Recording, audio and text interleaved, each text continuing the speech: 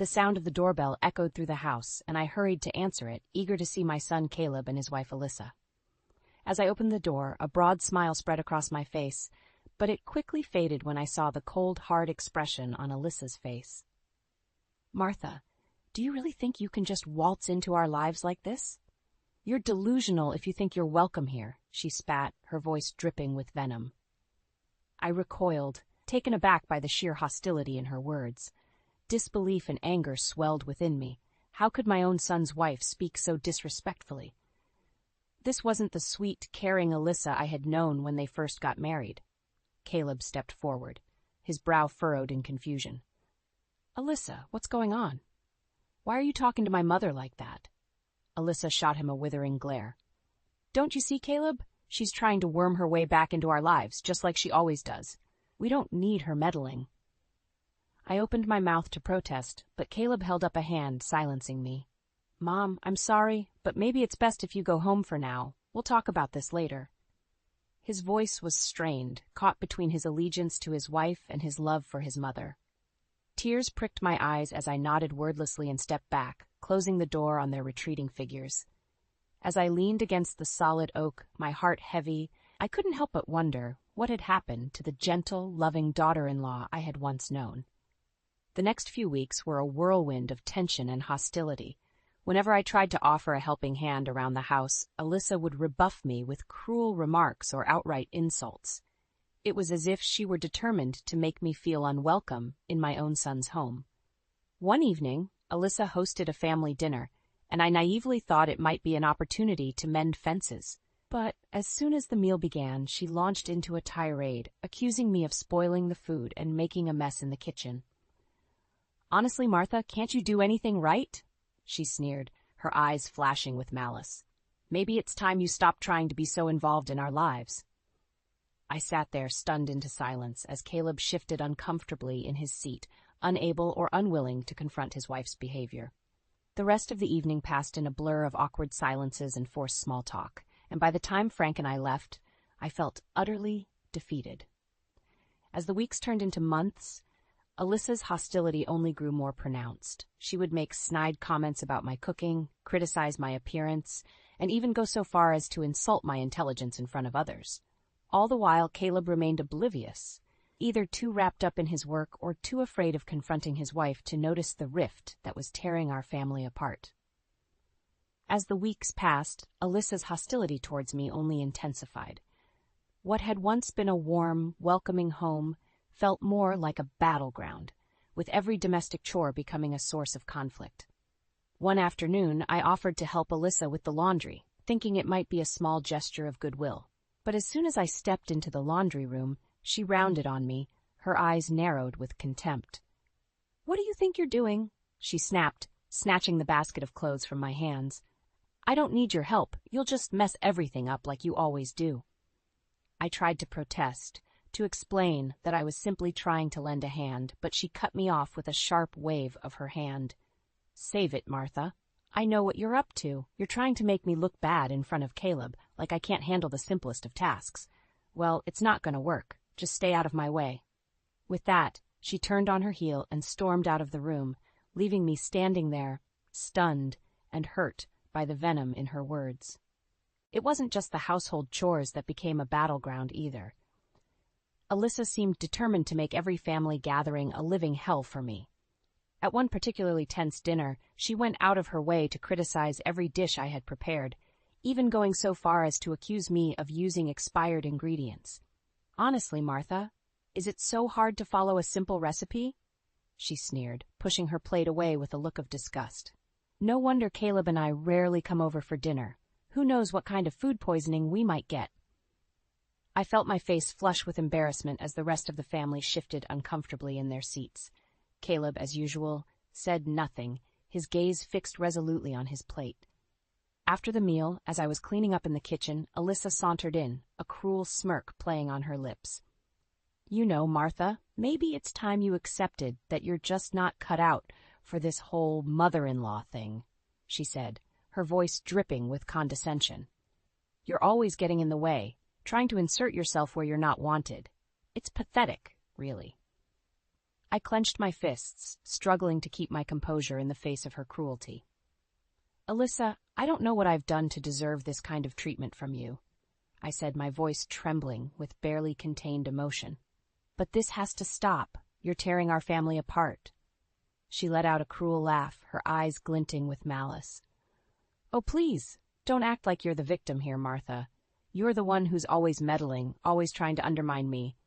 Well, I've got news for you. It's not going to work. I'm in charge here, and you'd better start respecting that." With that, she turned and stalked out of the kitchen, leaving me feeling more alone and helpless than ever before. As the months dragged on, it became increasingly clear that Alyssa's behavior was part of a calculated scheme to isolate me from my own family. Her manipulative tactics were subtle at first, but soon they became painfully obvious. It started with her suggestions that Frank and I should move in with them to help out around the house. At first, it seemed like a kind gesture, a way for us to spend more time with our son and grandchildren. But as the weeks passed, Alyssa's true intentions became clear.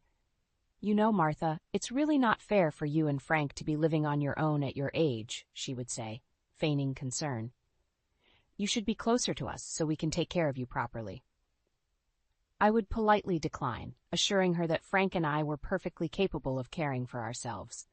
But Alyssa was relentless, bringing it up at every opportunity until finally I agreed just to keep the peace.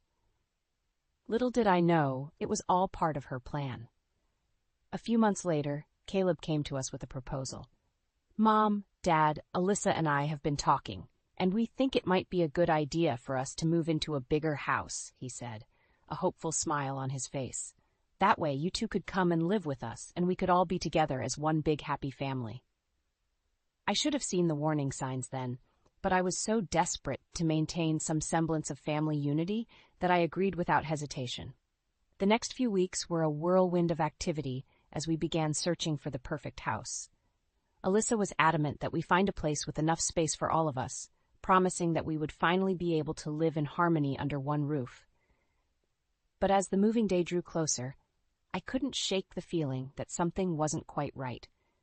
Alyssa's behavior had taken on a strange, almost manic quality, and there was a glint in her eye that made me uneasy. Still, I pushed those doubts aside, determined to make the best of the situation for the sake of my son and my grandchildren. The day we finally moved into the new house should have been a joyous occasion, but it quickly became clear that Alyssa had other plans. As we unpacked our belongings and tried to settle in, she made it abundantly clear that we were unwelcome guests in our own home. "I hope you don't think you're going to be able to just waltz in here and take over," she sneered, her eyes narrowed in contempt. "This is my house, and you'll follow my rules." I tried to reason with her, to remind her that we were all family and that we should be able to live together in peace and harmony, but Alyssa was having none of it. "Don't give me that family nonsense," she spat. "You're nothing but a burden, and I'm not going to let you ruin my life anymore." As I stood there, stunned and hurt by her cruelty, Caleb simply looked on, his expression blank and impassive. It was as if he had been completely blind to his wife's true nature all along. That night, as Frank and I unpacked the last of our belongings in the small guest room Alyssa had grudgingly allocated to us, I couldn't help but feel a sense of dread settle over me. This was supposed to be a fresh start for our family, but instead it felt like the beginning of the end. The housewarming party was supposed to be a celebration of our new life together as a family.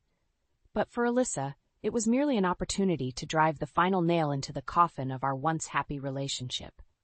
As guests began to arrive, bearing gifts and well wishes, Alyssa made it a point to greet each and every one of them with a warm smile and a friendly embrace. But when it came to Frank and me, she treated us like unwanted strangers, barely acknowledging our presence. "Alyssa, shouldn't we go and greet Martha and Frank?" Caleb asked at one point, a hint of confusion in his voice. Alyssa fixed him with a withering glare. "Why bother?" she snapped. "They're not the ones hosting this party. They're just guests." The way she spat out that last word as if it left a bitter taste in her mouth sent a chill down my spine. It was clear that in her eyes Frank and I were nothing more than intruders in our own family. As the party wore on, Alyssa's behavior only grew more outrageous. She would intentionally exclude us from conversations or make snide remarks about our living situation whenever we tried to join in. "Oh, Martha, you're still here?" she would say, feigning surprise. "I thought you and Frank would have gone back to your room by now. Wouldn't want to overstay your welcome, would we?" Each time, I would feel my cheeks burn with humiliation, while Caleb simply stood by, doing nothing to defend us. But the final straw came when it was time to cut the cake. Alyssa had gone all out, ordering an elaborate, multi-tiered confection that must have cost a small fortune. As she gathered everyone around for the ceremonial slicing, she made a point of positioning Frank and me at the very back of the crowd, almost as if she were ashamed to be associated with us. "All right, everyone, gather round," she called out, her voice sickly sweet. "It's time to celebrate our new home and our new life together." She fixed me with a pointed stare as she said those last few words, her lips curled into a cruel smirk. As she began cutting into the cake, distributing slices to everyone except Frank and me, I felt a wave of anger and humiliation wash over me. This was supposed to be a time of joy and togetherness, but Alyssa had turned it into a twisted form of torture, designed to remind us of our place in her world. Finally, when the last slice had been handed out, Alyssa turned to us, feigning surprise. "Oh, Martha, Frank, I'm so sorry. I completely forgot about you two," she said, her tone dripping with false sincerity. "But I suppose it's for the best. You wouldn't want to ruin your figures with all that sugar, would you?" The laughter that rippled through the crowd was like a knife to my heart. In that moment, I realized that Alyssa had won. She had succeeded in turning our family against us, and there was nothing we could do to stop her. Tears stinging my eyes, I turned to Frank and said the words I never thought I'd have to utter. "Let's go, dear. I think it's time we left." As we made our way towards the door, I could hear Alyssa's mocking laughter ringing in my ears. But even as my heart shattered into a million pieces, a small spark of determination began to flicker within me. This wasn't over. Not by a long shot. Alyssa may have won the battle, but the war was just beginning. And I vowed, right then and there, that I would make her pay for every ounce of disrespect and humiliation she'd heaped upon us. In the days following the housewarming party debacle, Frank and I retreated into ourselves, nursing our wounds and trying to make sense of the cruelty we had endured. But as the shock and humiliation began to fade, a new emotion took root within me, a burning desire for revenge. It was then that I remembered a crucial detail that Alyssa had been kept in the dark about all these years, the financial support I had been secretly providing Caleb. You see, my son's job as an engineer didn't pay him nearly enough to support the lavish lifestyle Alyssa had grown accustomed to. So for years I had been funneling a portion of my retirement savings into his bank account each month, ensuring that he could keep up with her extravagant demands. And that's when the plan began to take shape. "Frank," I said one evening as we sat together in the small guest room that had become our sanctuary, "I think it's time we cut Caleb off." My husband looked at me, his brow furrowed in confusion. "Cut him off? But what about his financial situation? You know he can't afford to support Alyssa's spending habits on his own." I nodded, a grim smile spreading across my face. "Exactly. And when the money stops coming in and Alyssa starts to feel the pinch, that's when we'll make our move." Over the next few weeks, I meticulously executed my plan. I stopped the monthly transfers to Caleb's account, careful to cover my tracks and make it appear as though the funds had simply dried up. And sure enough, it didn't take long for the cracks in Alyssa's perfect little world to start showing. At first, it was just little things, complaints about having to cut back on luxury purchases or grumbling about the need to stick to a budget. But soon, those grumbles turned into full-blown tantrums, as Alyssa realized that the lavish lifestyle she had grown accustomed to was slipping through her fingers. "Caleb, what's going on?" I overheard her demand one night, her voice shrill with panic. "Why is there so little money in our accounts? We can barely afford to pay the bills this month." "I don't know, Alyssa," Caleb replied, his tone weary and defeated. "Things have just been tight at work lately. We may have to tighten our belts for a little while." But Alyssa was having none of it. She railed and raged, accusing Caleb of mismanaging their finances and threatening to leave him if he couldn't get things back on track. It was around this time that she started coming to me, her pride and ego battered, seeking handouts to sustain the lifestyle she had grown so accustomed to. "Martha, you have to help me," she pleaded, her eyes wide and desperate. "Caleb's finances are a mess, and we're barely scraping by. Surely you can spare a little money to help your daughter-in-law out?" But I remained resolute, feigning ignorance and refusing to give her a single cent. With each rejection, her desperation grew, until finally she reached her breaking point. "You miserable old hag," she screamed one day, her face twisted into a mask of rage. "I know you're behind this. You've been manipulating Caleb's finances all along, just to punish me." I simply stared back at her, my expression impassive. "I have no idea what you're talking about, Alyssa, but if you're having financial troubles, perhaps it's time you reevaluated your priorities." With that, I turned and walked away, leaving her sputtering and fuming in my wake. And as I retreated to the sanctuary of my room, I couldn't help but feel a sense of satisfaction wash over me. The wheels of my revenge were in motion, and there was no stopping them now. As the financial strain on Caleb and Alyssa's household intensified, the once pristine facade of their perfect life began to crumble. Alyssa, accustomed to a life of luxury, was unraveling at the seams, her desperation growing with each unpaid bill and overdue notice that piled up. Her panic reached a fever pitch one evening when she barged into the guest room where Frank and I were staying, her eyes wild and her hair disheveled. "You have to help me, Martha," she pleaded, her voice trembling with desperation. "I don't know what's going on, but we're running out of money, and I can't make ends meet." I regarded her coolly, unmoved by her histrionics. "I'm sorry, Alyssa, but I don't understand what you expect me to do. Caleb is a grown man, and it's his responsibility to provide for his family." She let out a frustrated growl, her fingers curling into fists at her sides. "Don't play dumb with me, you old hag. I know you've been cutting off Caleb's income behind my back. This is all you're doing." I feigned innocence, shaking my head slowly. "I assure you, Alyssa, I have no idea what you're talking about. If you and Caleb are having financial troubles, perhaps it's time to reevaluate your spending habits." Her eyes narrowed dangerously, and for a moment I thought she might lash out at me physically, but instead she took a deep breath, seeming to regain some semblance of composure. "Fine," she spat, her voice laced with venom. "If that's how you want to play it, I'll just have to find another way to get the money we need." With that, she turned on her heel and stormed out of the room, leaving Frank and me in stunned silence. Over the next few weeks, I watched with a mixture of satisfaction and pity as Alyssa's world crumbled around her. She tried every trick in the book to keep up appearances, maxing out credit cards, taking out loans, even pawning her jewelry and designer handbags. But no matter what she did, the financial noose just seemed to tighten around her neck. Caleb, bless his heart, tried to reason with her, suggesting that they downsize or cut back on unnecessary expenses.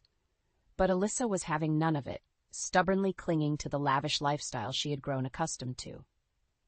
"We can't let them win, Caleb," she would screech, her eyes wild with desperation. "They're trying to break us, but we have to stay strong."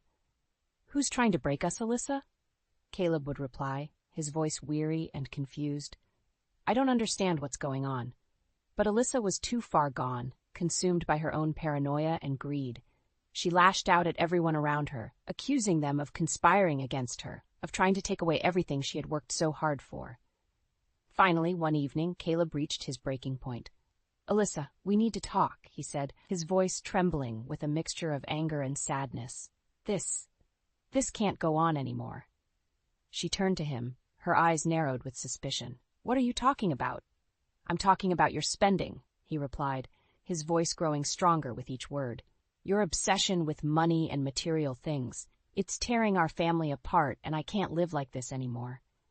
Alyssa's face contorted with rage, and she let out a bitter laugh.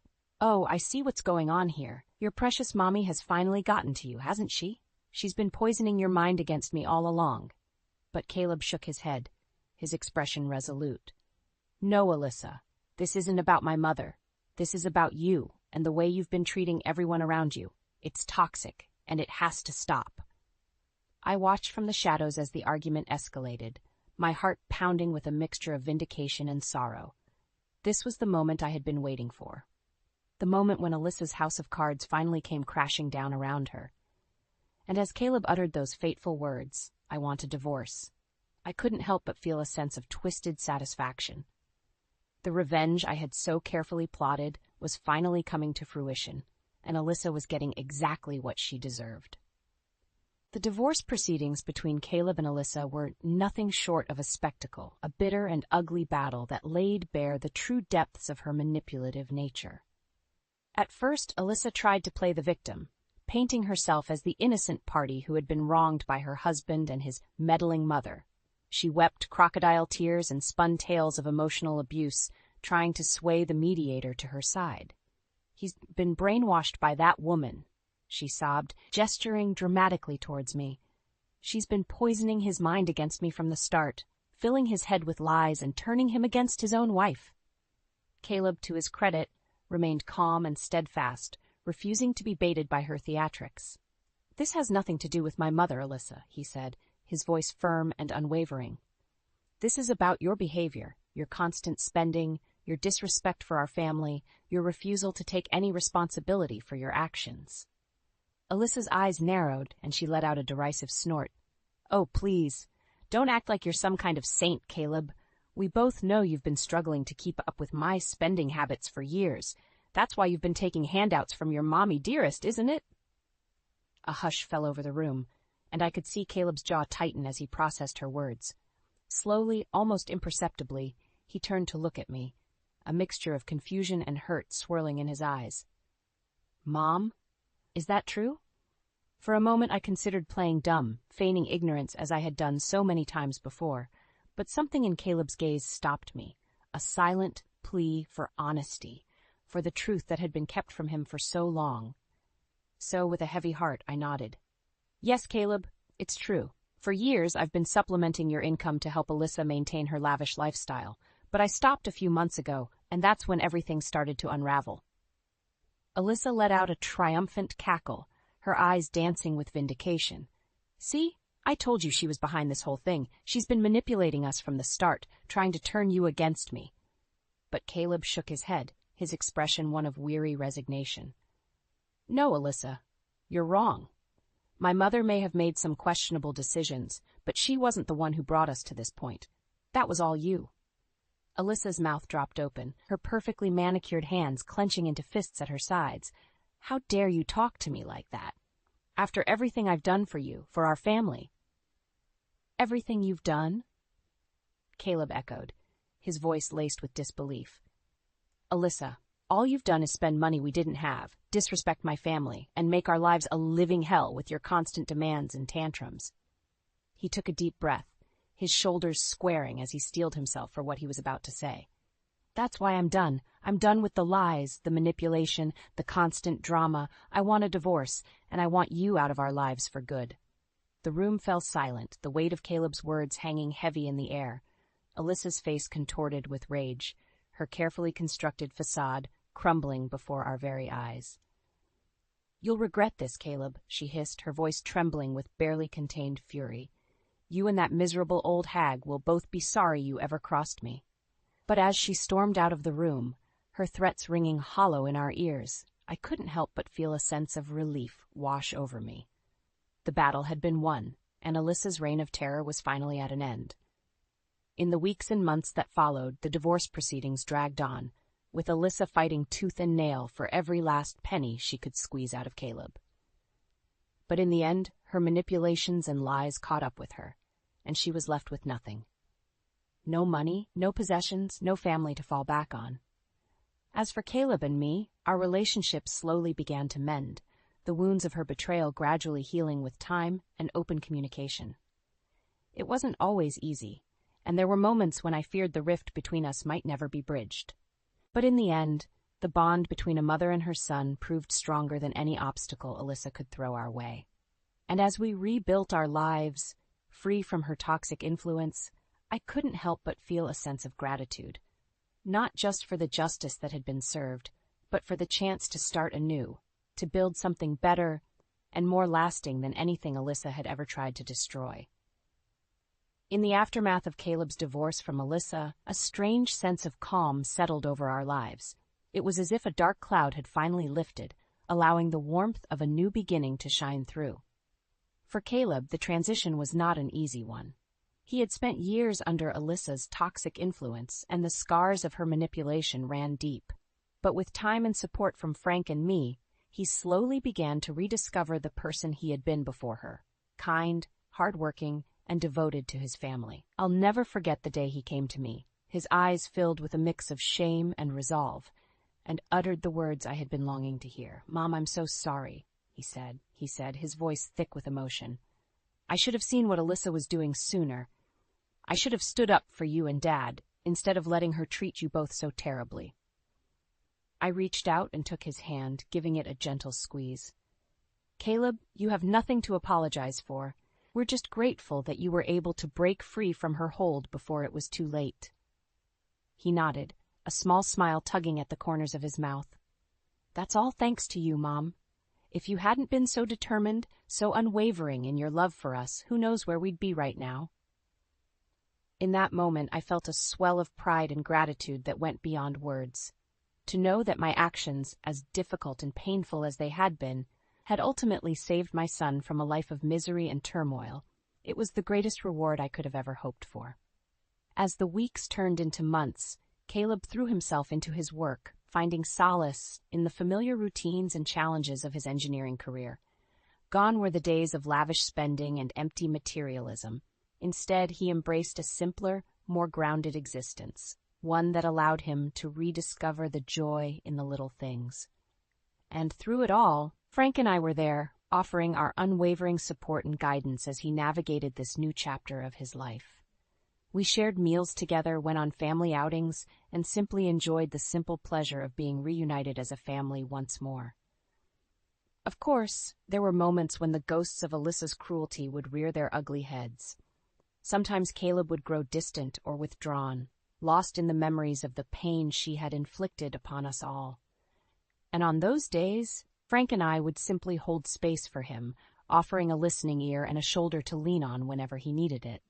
As for me, I found myself grappling with a strange mix of emotions. Relief, of course, at having finally put an end to Alyssa's reign of terror, but also a lingering sense of guilt over the lengths I had gone to in order to achieve that victory. Had I gone too far? Had I allowed my own thirst for revenge to cloud my judgment, to lead me down a path that, while effective, was perhaps not entirely ethical? These were the questions that kept me up at night, weighing heavily on my conscience even as I tried to move forward and embrace the newfound peace that had been restored to our lives. But in the end, whenever I looked at Caleb, at the joy and contentment that had returned to his eyes, at the way he carried himself with a renewed sense of purpose and self-worth, I knew that I had made the right choice. Alyssa's cruelty had nearly torn our family apart, and I had simply done what was necessary to protect those I loved most. Was it messy? Absolutely. Was it always pretty or morally pristine? Certainly not. But at the end of the day, I had reclaimed my son from the clutches of a toxic, manipulative woman, and that was a victory worth any price. So as Frank and I settled into our new normal, basking in the warmth of our reunited family, I couldn't help but feel a sense of quiet satisfaction. The road had been long and arduous, but we had emerged on the other side, scarred perhaps, but stronger and more resilient than ever before. And that, I realized, was the greatest revenge of all.